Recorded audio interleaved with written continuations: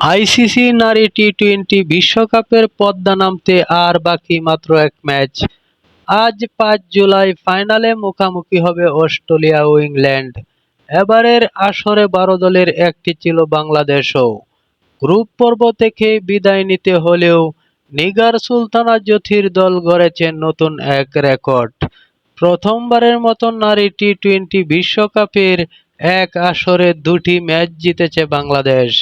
তবে ইতিহাস গড়ার পরও সেমিফাইনালের স্বপ্ন অধরাই থেকে গেছে।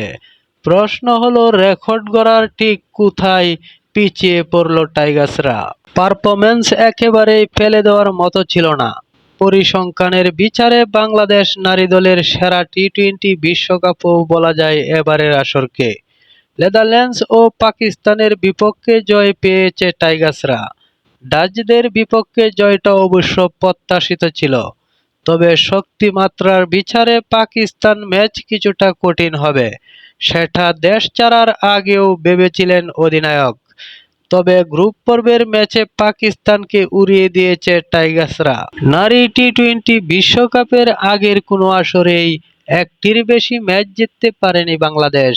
এবার সেই আক্ষেপ ঘুচিয়ে প্রথমবারের মতো এক আসরে দুটি জয় তুলে নিয়ে নতুন ইতিহাস গড়েছে টাইগার্সরা।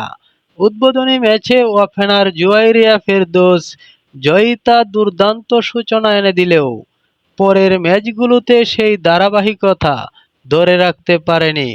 টপ অর্ডারের এই ছন্দপতনের প্রভাব পড়েছে পুরো দলের ব্যাটিংয়েও। বাংলাদেশের নাজুক অবস্থা ছিল অস্ট্রেলিয়ার ম্যাচে।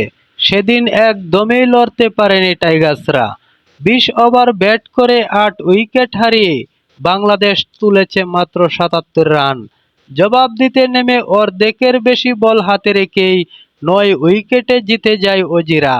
তবে অস্ট্রেলিয়া ছাড়া বাকি প্রতিপক্ষের বিপক্ষে জ্যোতিরা দারুণ পারফর্ম করেছে।